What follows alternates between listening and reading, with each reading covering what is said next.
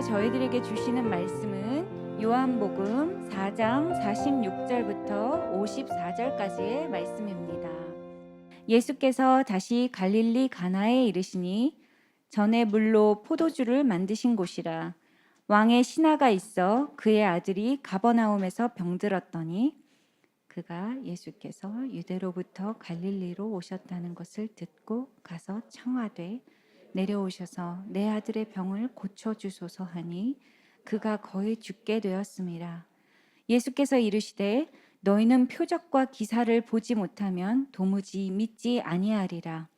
신하가 이르되 주여 내 아이가 죽기 전에 내려오소서.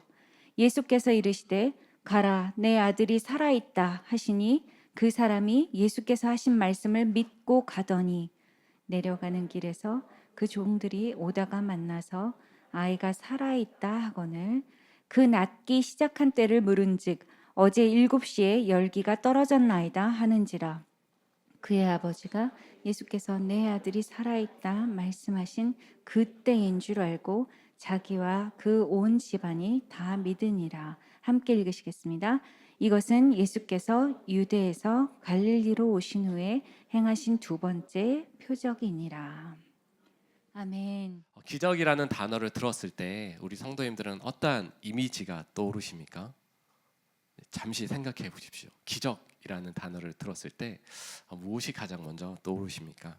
네. 어떤 분들은 병이 치유받는 것들을 또 기적이라고 할 수 있고요. 또 믿지 않는 남편이 예수님을 갑자기 믿겠다라는 그런 놀라운 기적을 경험할 수도 있고요.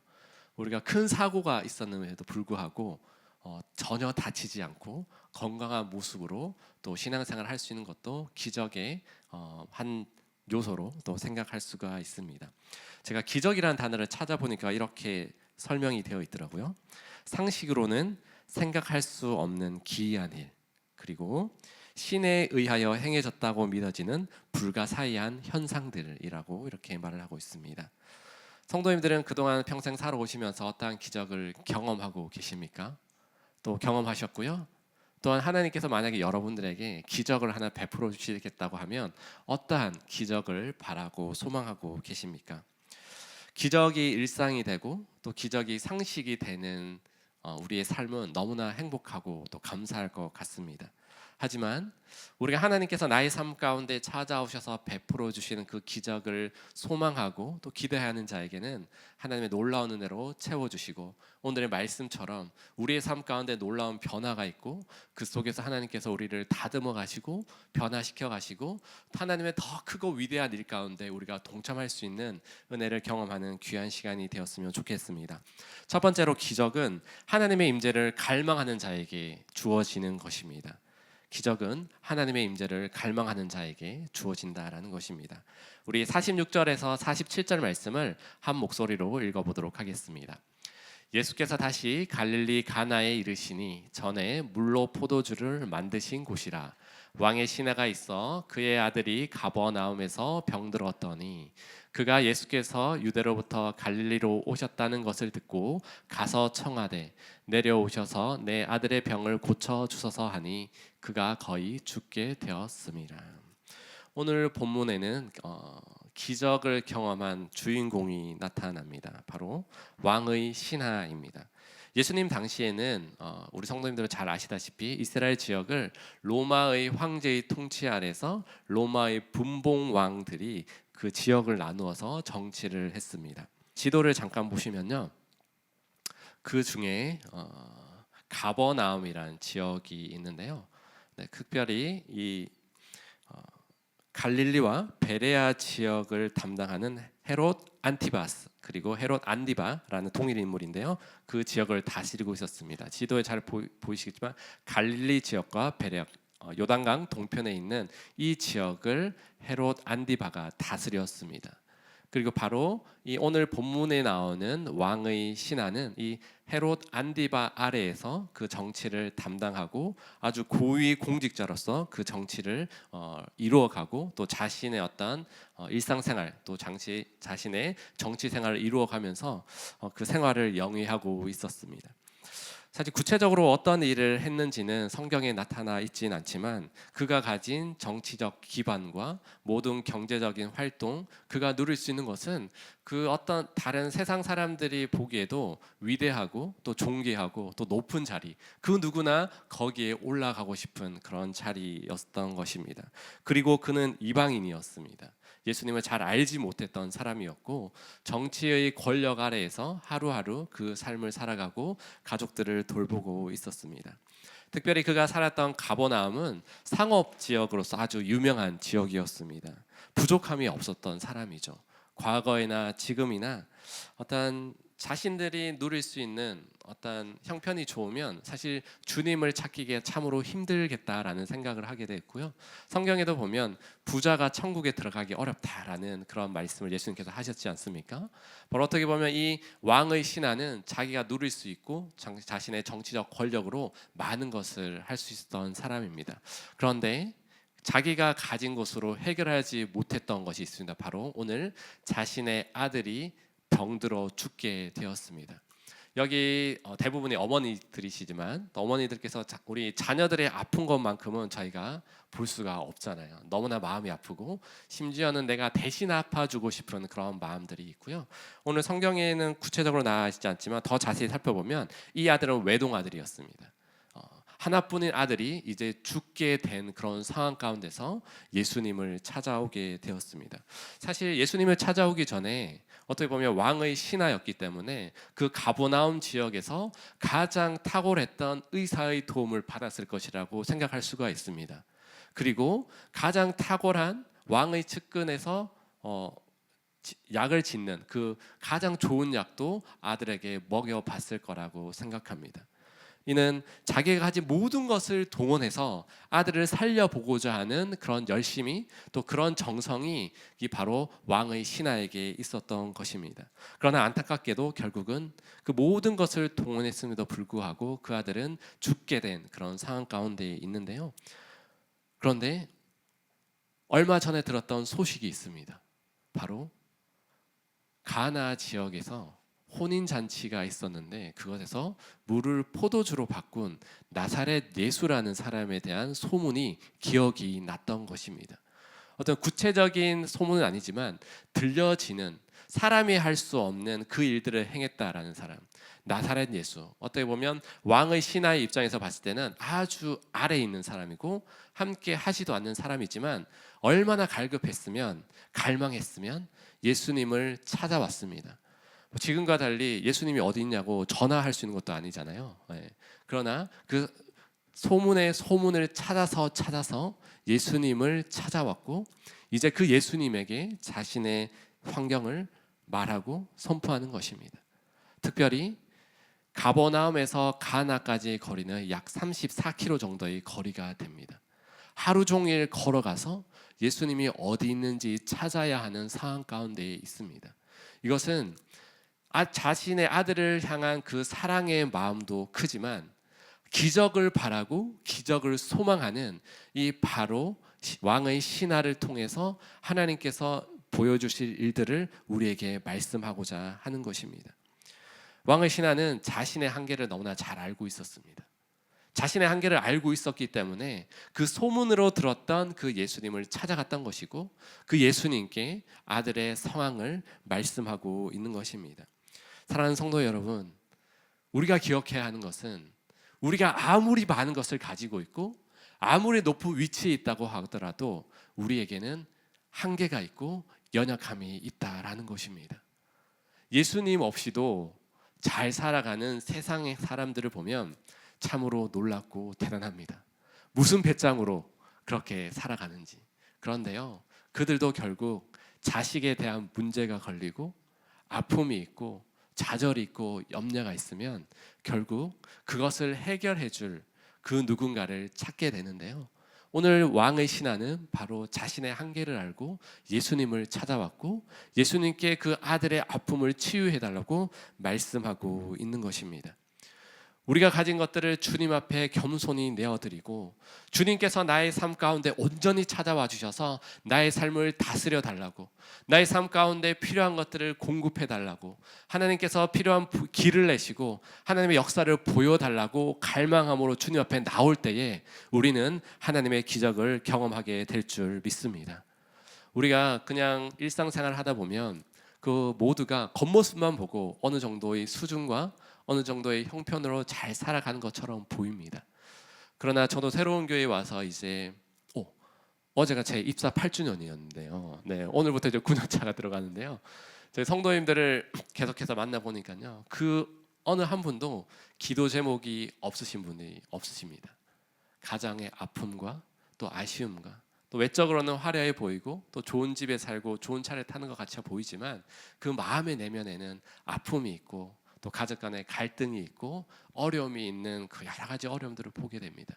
하지만 그 모든 것을 나의 생각과 나의 경험으로 해결하려고 하면 우리는 더 꼬이게 되는 것들을 또 보게 됩니다. 그러나 중요한 것은 그 모든 것들을 하나님 앞에 내어놓고 그 문제를 하나님 앞에 내어드릴 때에 하나님께서 풀어가시고 이끌어가시는 기적을 경험할 수가 있다라는 것입니다. 그 놀라운 기적을 경험하고 또 그것을 증거하고 선포하는 우리 귀한 성도님들이 되기를 주님의 이름으로 축복합니다. 사실 우리에게 특별한 고통과 아픔이 없으면 하나님을 찾지 않는 것이 어떤 우리의 되게 간사한 모습인 것 같아요. 모든 것이 평안하게 지면 하나님을 찾지 않고, 물론 하나님께서 주시는 평안의 때가 있습니다. 그때 하나님과 동행하고 또 하나님을 의지하는 것이 참으로 축복이지만 우리에게 주어지는 그 환경으로 인해서 주님 앞에 나아가는 것도 축복인 줄 믿습니다. 그 고통 가운데 있을 때 세상의 다른 방법을 취하지 않고 나의 입맛과 연주를 의지하기보다 하나님 앞에 나와서 그 문제를 내어드리고 또 하나님께서 지혜를 구하는 그 자체가 기적을 얻을 수 있는 통로가 되는 것이고, 그 기적을 통해서 우리의 삶 가운데 새로운 비전과 또 꿈을 발견할 수가 있는 것입니다. 우리가 하나님 앞에 간절한 때가 언제였는지 한번 생각해 봤으면 좋겠습니다. 그것이 지금이었으면 너무나 좋을 것 같고요. 때로는 우리에게 우리의 자녀들의 아픔이나 또 나의 어떤 마음의 문제거나 또 우리의 앞으로의 진로를 통해서 하나님의 인도하심을 구하는 그런 우리 개인의 각 사정들이 있습니다. 하지만 중요한 것은 그 아픔의 때에 그것이 지금이라면 그 모든 것을 하나님 앞에 내어놓고 쏟아드리고 그 모든 것들을 하나님의 강함으로 채우기를 원하는 그런 간절함으로 우리가 주님 앞에 나올 때에 우리는 기적을 경험할 수 있고 승리할 수 있고 세상이 감당할 수 없는 그 놀라운 은혜로 우리의 삶을 다스려 줄 수 있다라는 것입니다. 사단은 계속해서 우리에게 적당히 살아가라라고 말을 합니다. 신앙생활 가운데 제일 위험한 것이 어떻게 보면 적당히 신앙생활하고 적당히 기도하고 적당히 예배 참여하고, 이 적당히 하다 보면 종교성에 젖어가지고요, 나는 어느 정도 이제 적당히 하고 있으니까 하나님의 그 구원의 안에 있다고 생각하고 적당히 하고 있으니까 언젠가는 하나님께서 나에게 기적을 베풀어 주실 것이라는 그런 착각을 하고 살아갈 수가 있습니다. 하지만 우리가 매일 매 순간 특별히 하나님께 나와 예배하는 이 순간이 우리의 간절함을 주님 앞에 내어드리는 것이고 또 우리의 아픔을 주님 앞에 내어드리는 시간이 되고 또 우리의 부족한 부분들을 하나님의 강함으로 채워달라고 간절함으로 기도할 때에 그것을 갈망할 때에 주님께서 주신 은혜를 경험할 수가 있다라는 것입니다. 하나님 앞에 갈망함으로 나온다라는 것은, 저도 아빠이기 때문에 저희 딸을 생각해 보았습니다. 저는 딸이 중학교 1학년, 초등학교 4학년 두 딸이 있습니다. 둘째가 그러더라고요. 자기도 이제 10대가 되었다고. 네. 첫째와 둘째 성향이 워낙 다르기 때문에 언니에게 조금만 더 잘해주면 자기에게는 왜 이걸 안 해주냐고 그렇게 쫄라댑니다. 네. 그렇기 때문에 쫄라대면 저도 마음이 약한 아빠인지라, 우리 이은정 목사님 말씀하셨듯이 우리 목사님에게도 자상하지만 저는 저희 딸들에게도 자상한 아빠이기 때문에 간절하게 구하며 뭔가라도 사줘야 될 것 같더라고요. 그것이 어떻게 보면 하나님 아버지의 마음도 그런 것 같아요. 우리가 적당히 하나님 앞에 아뢰고, 하나님 우리의 자녀의 문제 또 입시의 문제 해결해 주십시오. 하나님 알아서 해 주십시오라고 기도하는 것과 하나님 책임져 주십시오. 하나님이 아니면 우리의 자녀는 그 인생길은 감당할 수 없습니다. 하나님께서 무조건 책임져 주셔야 됩니다. 그렇게 갈망함으로 소리 높여 기도하는 것과 대충 기도하는 것, 하나님이 무엇을 들어주실까요? 네, 후자를 당연히 들어주시겠죠. 우리가 하나님 앞에 갈망함으로, 간절함으로 오늘 왕의 신하는 34km의 그 거리를 달려왔습니다. 나사렛의 청년 예수라는 소문만 듣고 정확히 누구인지도 몰랐어요. 그리고 예수님을 향한 믿음도 없었습니다. 그래도 불구하고 아들을 살리고자 하는 그 열망과 그 열심, 그것을 가지고 나왔을 때에 예수님께서는 만나 주셨고 놀라운 기적을 베풀어 주셨다라는 것들을 기억해야 하는 것입니다. 하나님께서 나의 삶 가운데 적극적으로 개입해 주셔야 합니다. 나의 삶 가운데 오셔서 날마다 말씀해 주셔야 합니다.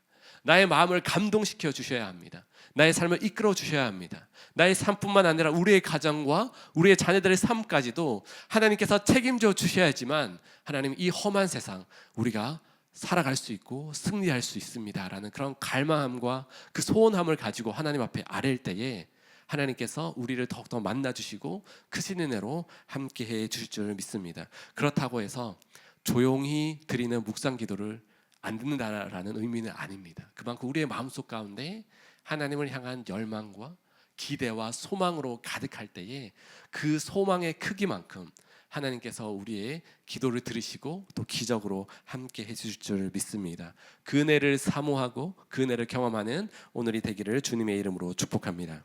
우리의 연약한 믿음도 기적의 은혜를 경험할 수 있다라는 것입니다.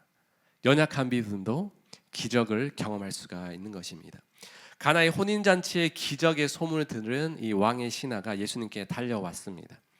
왕의 신하는 기적에 대한 기대는 있었지만 사실 예수님이 어떠한 분이신지를 잘 몰랐었어요. 우리 48절 49절 말씀을 함께 읽어보도록 하겠습니다. 예수께서 이르시되 너희는 표적과 기사를 보지 못하면 도무지 믿지 아니하리라. 신하가 이르되 주여 내 아이가 죽기 전에 내려오셔서. 사실 어떻게 보면 그 갈릴리 지역 사람, 특별히 예수님을 찾아왔던 이 왕의 신하는 기적만을 바라고 기적만을 구했습니다. 가나의 혼인잔치에서 물을 포도주로 변했던 그 기적의 소문만을 듣고 기적을 베풀어 주시는 분이다라는 것들을 알았는데요. 예수님은 이 48절 말씀에서 이 왕의 신하를 좀 꾸짖으면서 말씀하셨던 거예요. 너는 예수님 스스로, 예수님 자신을 믿는 구세주로 믿는 것이 아니라 그 표적만을 구하는 그 세대, 표적만을 구하는 이 신하를 예수님께서 꾸짖으시는데요. 제일 중요한 것은 그럼에도 불구하고 이 왕의 신하를 품어주셨다라는 것이에요.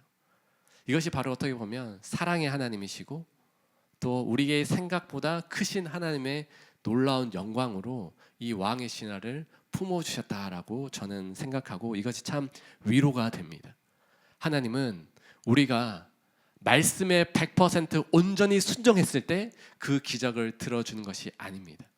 율법적으로 우리가 완전해야지만 이 기적을 베풀어 주시는 분이 아니다라는 것입니다. 우리의 마음의 중심 가운데 우리의 부족함과 또 연약함이 있지만 그럼에도 불구하고 주님을 찾아왔을 때 주님께 우리의 인생을 내어드렸을 때에 그 중심을 보시고 하나님은 우리를 만져주시고 이끌어주시고 채워주신다라는 것입니다. 특별히 한국교회 성도님들은 그런 것이 있는 것 같아요. 특별히 저희 나라는 종교심, 종교적 열심이 강한 나라 가운데 하나인데요. 모든 사람들이 내가 무언가를 해야지만 하나님께서 기적을 베풀어 주신다라고 그렇게 생각을 합니다. 그렇기 때문에 실제적으로 내가 교회 봉사를 해야 되고 헌금을 얼마를 채워야 되고 교회에 가지 않으면 뭔가 벌을 받을 것 같은 그런 두려움 속에 우리가 신앙생활을 하는 부분이 있는 것 같고요. 저도 실제적으로 어렸을 때는 그랬던 것 같아요. 교회 안 가면 일단 엄마 아빠한테 혼나고 중요한 시험이 있으면 무조건 가야 됩니다. 왜냐하면 시험을 잘 쳐야 되기 때문에 그런 두려움으로 우리가 신앙생활을 했던 적이 또 있던 것 같아요. 그런데요, 우리는 하나님은 은혜의 하나님이세요. 우리의 하나님은 사랑의 하나님이시고요. 하나님을 찾고 구하는 자에게는 풍성한 은혜로 채워주시는 그런 하나님이십니다.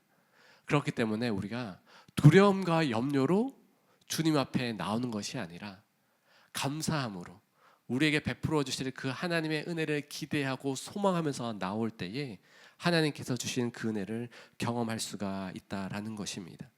하나님은 우리가 얼마나 많은 공로를, 얼마나 많은 사역을 하고 있는지도 관심이 있으시지만 더 중요한 것은 그 우리에게 기적을 베품을 통해서 우리가 어떠한 삶으로 변화될 것인지에 대한 기대가 더 많다라는 것입니다.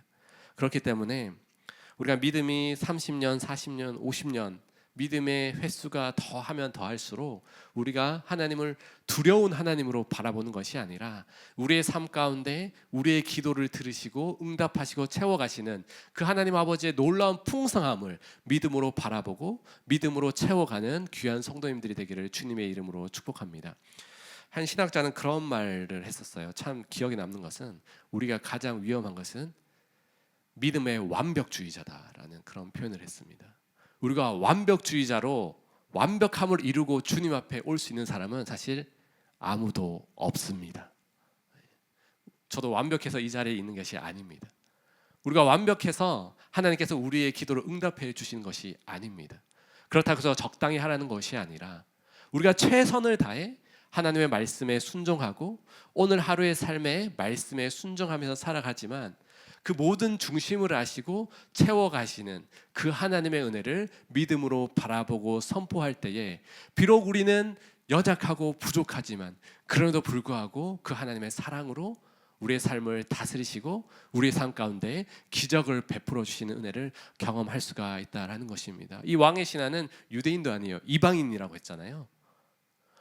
황제의 통치를 받아서 어떻게 보면 그 백성들을 되게 괴롭게 했던 사람의 괴로움의 통로가 되었던 그 사람입니다. 그럼에도 불구하고 예수님은 그 왕의 시대의 간청을 들여주셨고 또 그 믿음을 작은 믿음이지만 연약한 믿음이지만 예수님께서는 그것을 귀히 받으시고 기적으로 베풀어 주셨다라는 것들을 볼 수가 있다라는 것입니다.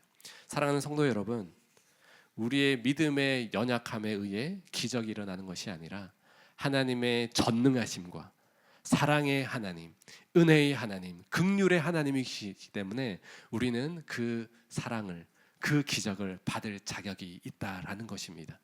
우리에 의해서 그 기적이 좌우되는 것이 아니라 하나님이시기 때문에 하나님의 하나님됨을 우리 가운데 오늘도 부어주시기를 원하시는 분이십니다.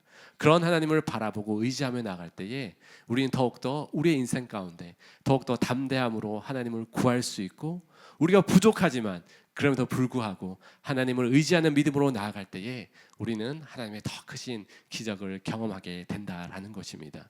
우리가 간절히 바라고 소망하고 우리의 작은 믿음이지만 그것을 하나님께 올려드렸을 때에 우리의 삶 가운데 기적을 베푸시는 하나님을 경험하는 우리 모든 성도님들이 되기를 주님의 이름으로 축복합니다.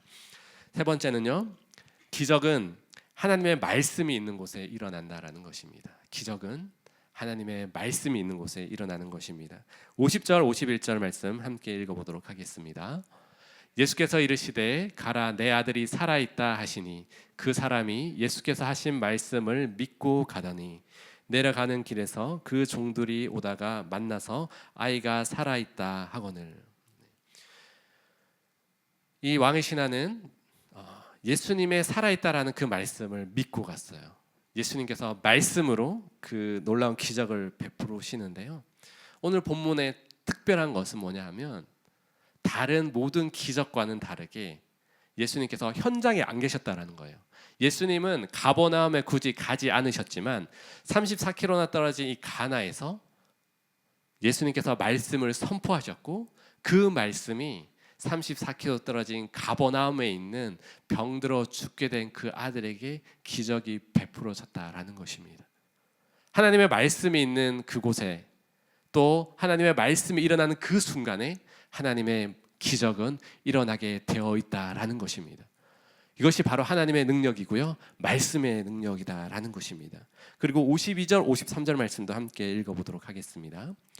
그 낳기 시작한 때를 물은즉 어제 7시에 열기가 떨어졌나이다 하는지라 그의 아버지가 예수께서 내 아들이 살아있다 말씀하신 그때인 줄 알고 자기와 그 온 집안이 다 믿으니라. 언제 살아났느냐 하면 예수님께서 말씀하신 그때에 기적이 일어난다라는 것입니다. 예수님은 시간과 공간을 초월하셔서 하나님의 말씀이 임하는 그곳에서 하나님의 놀라운 기적을 베푸시고 그 기적 가운데 하나님의 나라를 임하게 하신다라는 것입니다. 얼마나 놀랐을까요? 이 왕의 신하는 어떻게 보면 예수님께서 아들이 살아있다라는 그것을 믿었지만 그 순간에 하나님의 기적이 일어난지는 몰랐었습니다. 가버나움으로 가다가 그 종들을 만나면서 그 놀라운 기적이 그때에 일어났다라는 것을 듣게 되는 것이죠. 사랑하는 성도 여러분, 하나님의 말씀이 여러분들의 심령 가운데, 여러분들의 가정 가운데 임하는 그 순간에 하나님은 기적은 일어나는 줄 믿습니다. 하나님의 말씀의 기적은 다가오는 주일에만 일어나는 것이 아니라 언젠가 있을 부흥회 때만 일어나는 것이 아니라 우리가 개인적으로 하나님의 말씀이 내가 묵상하다가 나의 심령 가운데 뿌려지고 그것을 아멘으로 받고 믿음으로 순종했을 때에 그 인생이 변화되는 것이고 그 삶의 문제가 해결된다라는 그 자신, 그 말씀의 능력을 믿는 귀한 성도님들에게 되기를 주님의 이름으로 축복합니다. 사실 이 말씀을 생각하면서 저는 천지 창조 사건이 떠올랐습니다. 하나님께서 천지 창조를 하실 때 빛이 있으라 하니까 바로 그 빛이 있었고요. 하나님께서 6일 동안 천지를 창조하실 때 말씀으로 그 하나님의 놀라운 그 일들을 행하셨고 그 말씀이 있었기 때문에 오늘은 우리가 이 공간에서 그 우주를 섭리하시는 하나님의 섭리 안에서 우리가 살아갈 수가 있는 것입니다. 우리 창세기 1장 30절 말씀 한번 읽어보도록 하겠습니다. 또 땅의 모든 짐승과 하늘의 모든 새와 생명이 있어 땅에 기는 모든 것에게는 내가 모든 푸른 풀을 먹을 거리로 주노라 하시니 그대로 되니라. 그대로 되니라. 창세기 1장에 그대로 되니라라는 말이 6번 나옵니다. 하나님의 말씀은 능력이 있어서 그대로 이루어집니다. 하나님의 말씀이 여러분들의 삶 가운데 그대로 이루어지기를 원하십니까? 네, 아멘 하셨는데요. 이게 되게 감사한 말이지만 때로는 참으로 두려운 말입니다. 네. 제 친구 중에 그런 친구가 있어요. 연세대 의대를 다니다가 어머니의 목사 서원함을 통해서 그 학교를 버리고 제가 다니는 신학교에 왔던 친구가 있는데요. 그 친구는 1, 2학년 때 거의 F를 많이 맞았어요.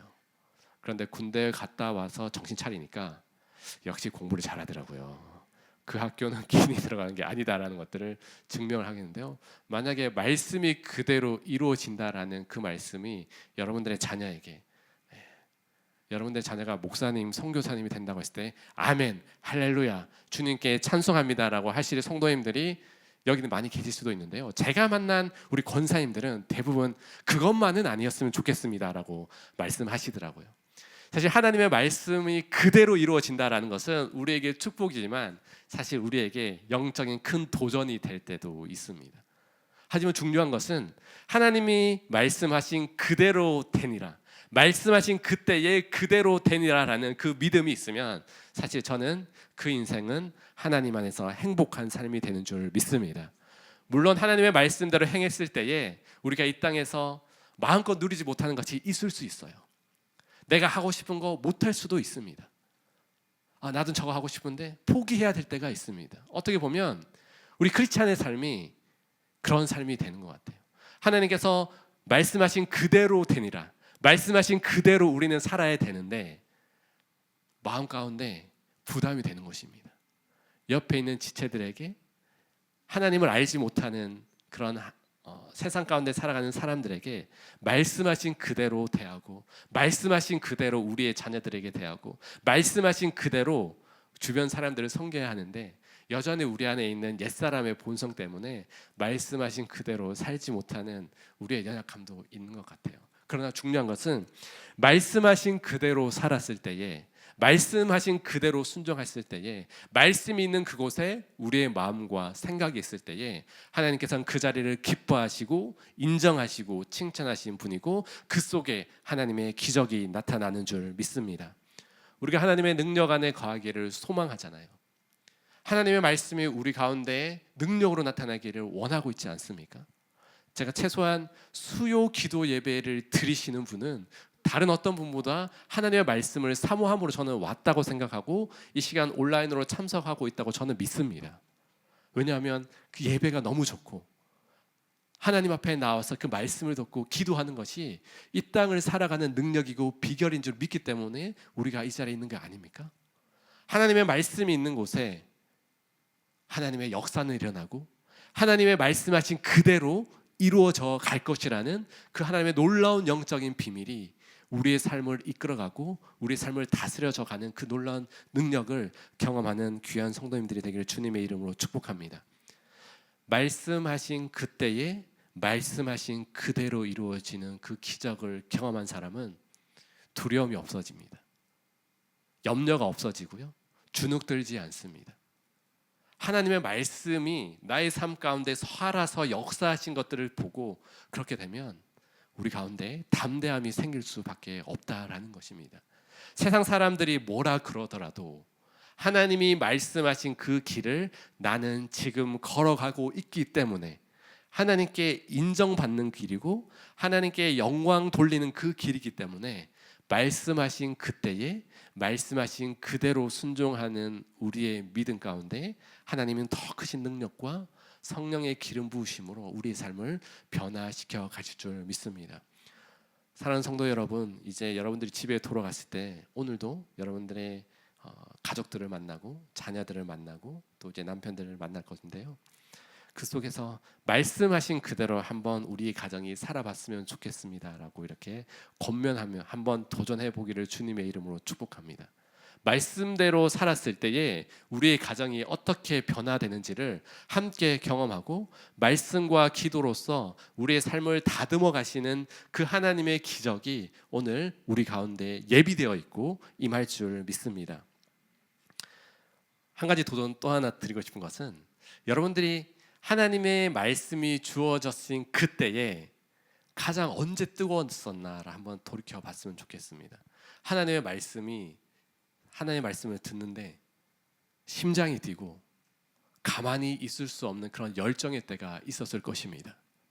저는 그게 언제였는지 한번 말씀을 준비해서 생각해 보았는데요, 하나님께서 저를 목회자로 부르실 때가 아니었나라는 그런 생각을 해보게 됩니다. 그냥 평범한 주일 저녁 예배 때, 제가 고등학교 때 그냥 성가대 하고 있었어요. 그런데 목사님께서 산상수훈 말씀 가운데 좁은 길로 들어가라는 그 말씀으로 말씀을 하시는데, 그 말씀을 듣는데 제 심장이 터질 것 같더라고요. 저는 그 말씀을 많이 들었었거든요. 어렸을 때 그 말씀을 암송 대회도 나가고 그렇게 했었는데, 그날 저녁에 저를 부르시는 것 같다라는, 그리고 그 심장이 터질 것 같은 그 감격은 사실 그 후로는 경험을 못했어요. 하나님의 특별한 그 말씀하신 그때가 저는 기억이 많이 나더라고요. 우리 성도님들도 그때를 한번 기억해 봤으면 좋겠습니다. 말씀하신 그때 하나님께서 여러분들을 부르신 때도 있고요, 아니면 여러분들의 인생 가운데 특별한 때로 하나님께서 불러가시고 또 그것을 기억하게 하신 때가 기억하시고 또 그 기억을 통해서 다시 한번 하나님께서 부어주셨던 그 말씀의 감격이 우리의 삶 가운데 녹아있기를 주님의 이름으로 축복합니다. 오늘 성경의 말씀에 보면 이 본문을 시작하면서 갈릴리 가나에서 예수님께서 기적을 일으키셨다라는 그 부분을 말씀하고, 또 이제 그것을 기억하고 왕의 신하가 예수님께 찾아왔던 것처럼 여러분들이 어떻게 보면 갈릴리 가나에서 예수님을 만났던 과거의 깊은 하나님과의 뜨거운 추억이 오늘 다시 한번 우리 가운데 재현되고 성령의 기름 부으심으로 함께하여 주셔서 말씀하신 그때가 과거에만 머물러 있는 것이 아니라 오늘 다시 한번, 아니면 앞으로 살아갈게 우리 인생길 가운데서도 더 큰 감격과 그 기름 부으심으로 함께하여 주셔서 우리 인생 가운데 다시 한 번의 영적인 브레이크 스루를 한번 하고 그 속에서 다시 한번 하나님을 경험했을 때에 그 인생이 참으로 복된 인생이 되는 줄 믿습니다. 사랑하는 성도 여러분, 오늘 찬양의 가사처럼 주님 말씀하시면 내가 나아가리다. 주님 말씀하시면 내가 멈춰서리라. 어떻게 보면 하나님의 말씀이 우리의 인생의 삶의 나침반이 되고 우리의 삶의 유일한 기준이 되는 거잖아요. 우리가 다시 한번 하나님의 말씀하신 그때 그 말씀하신 그것이 우리의 삶 가운데 그대로 되니라라는 그 말씀을 우리가 사모하며 바라보면서 다시 한번 하나님의 전능하심과 또 그 말씀을 순종했을 때 주시는 그 은혜를 경험하는 귀한 성도님들이 되기를 주님의 이름으로 축복합니다. 저는 단어 가운데 헌신의 기쁨, 순종의 기쁨이라는 단어를 참으로 존경합니다. 특별히 우리 순장님들을 콜링할 때나 또 이제 함께 사역팀을 콜링할 때 함께 그 헌신의 기쁨을 누렸으면 좋겠습니다라는 그 말을 하게 됩니다. 우리가 말씀을 우리의 삶 가운데 순종했을 때 그것이 억지로 가는 것이 아니라 내가 한번 도전했을 때에 나의 순종을 하나님께서 기뻐 받으시고 그 순종했을 때에 부으시는 하늘의 기쁨을 내가 마음껏 맛보았을 때에 이것이 진짜 말씀의 능력이구나. 하나님의 말씀에 순종했을 때에 나의 인생 가운데 새롭게 길을 열어가시는 그 하나님의 은혜를 경험하는구나라는 것들을 직접 경험하고 그것이 여러분들의 간증이 되고 여러분들의 입술을 통해서 많은 사람들에게 증거되어야 할 줄 믿습니다. 하나님 말씀하신 그때에 온전한 순종함을 통해 그 기쁨을 누리는 우리 모든 성도님들이 되기를 주님의 이름으로 축복합니다. 마지막이자 네 번째로요, 기적은 생명의 열매를 맺게 되어 있습니다. 기적은 생명의 열매를 맺습니다. 우리 53절 54절 말씀을 함께 읽도록 하겠습니다. 그의 아버지가 예수께서 내 아들이 살아있다 말씀하신 그때인 줄 알고 자기와 그 온 집안이 다 믿으니라. 이것은 예수께서 유대에서 갈릴리로 오신 후에 행하신 두 번째 표적이니라. 우리가 기억해야 하는 것은요, 예수님께서 베푸신 모든 기적에는 이유가 있습니다. 물론 그 영혼을 회복시키고 살리시는 1차적인 목적도 있지만 더 나아가서 더 가장 중요한 것, 바로 오늘 53절 말씀에 그 왕의 신하의 아들이 살아난 것뿐만 아니라 이 사건을 통해서 결국은 온 집안이 다 예수 그리스도를 믿게 하기 위한 예수님의 철저한 하나님 나라의 원리와 그 복음의 능력을 우리에게 보여주고 있습니다. 하나님, 나에게 기적을 베풀어 주십시오. 우리는 때로는 이기적으로 이렇게 하나님께 기도합니다. 제가 이 말씀을 준비하면서 하나님의 기적을 더 경험할 수 있는 원리는 결국은 하나님, 이 기적을 통해서 우리의 집안에 믿지 않는 자들이 주님께 돌아오기를 원합니다. 나를 그 축복의 통로로 사용하여 주십시오. 그 마음의 중심 가운데 이것이 이기적인 나의 만족을 위한 기도가 아니라 이 기적을 통해서, 기도의 응답을 통해서, 하나님의 도우심을 통해서 결국은 살아계신 하나님의 능력이 나타나기를 원합니다. 구원자 되신 예수 그리스도의 권세가 나타나기를 원합니다.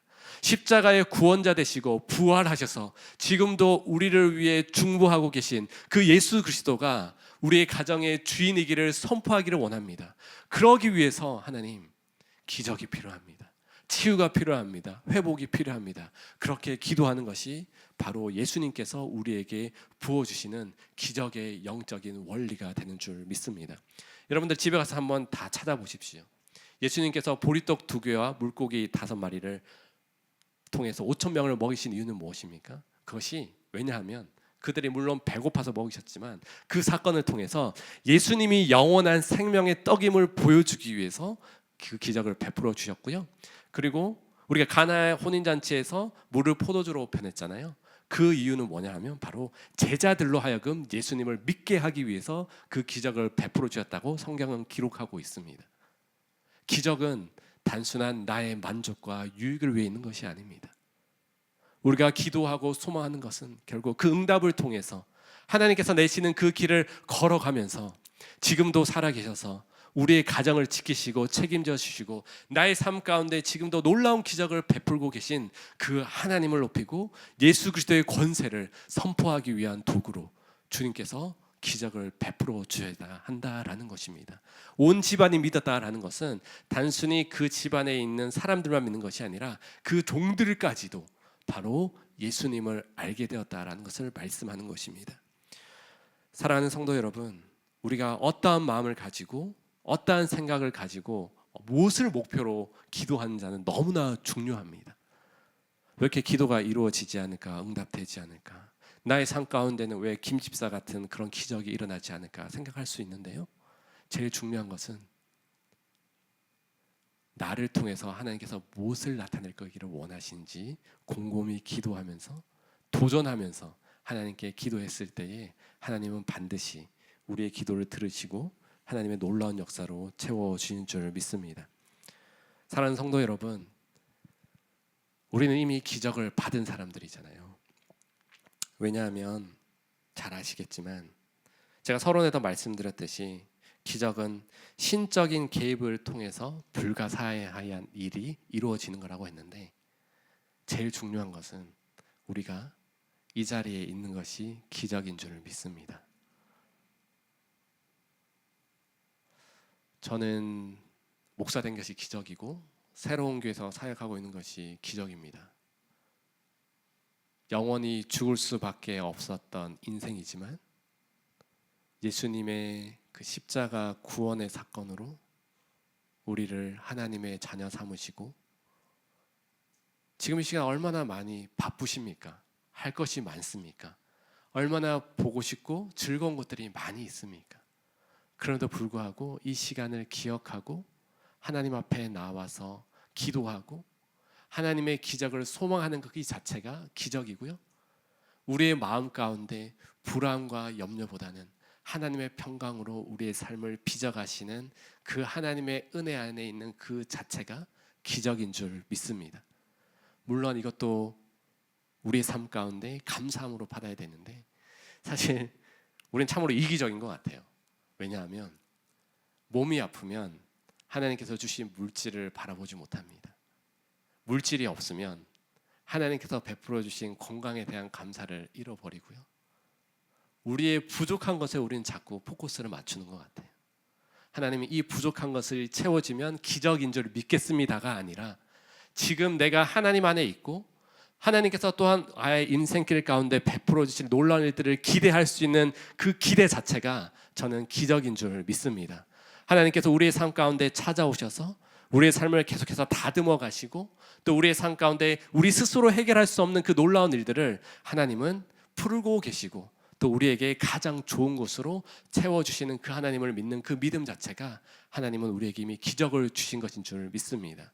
그러기에 오늘도 우리는 감사함으로 하나님 앞에 나아가고 말씀하신 그곳에서 온전한 순종함을 통해 주님 앞에 나아갈 때에 우리의 삶을 하나님의 전능하신 팔로 붙드시고 하나님의 그 생명싸개 안에 우리를 붙들어 가시는 우리의 가정을 지키시고 인도하시 가시는 그 하나님의 영광을 경험하는 우리 귀한 성도님들이 되기를 주님의 이름으로 축복합니다.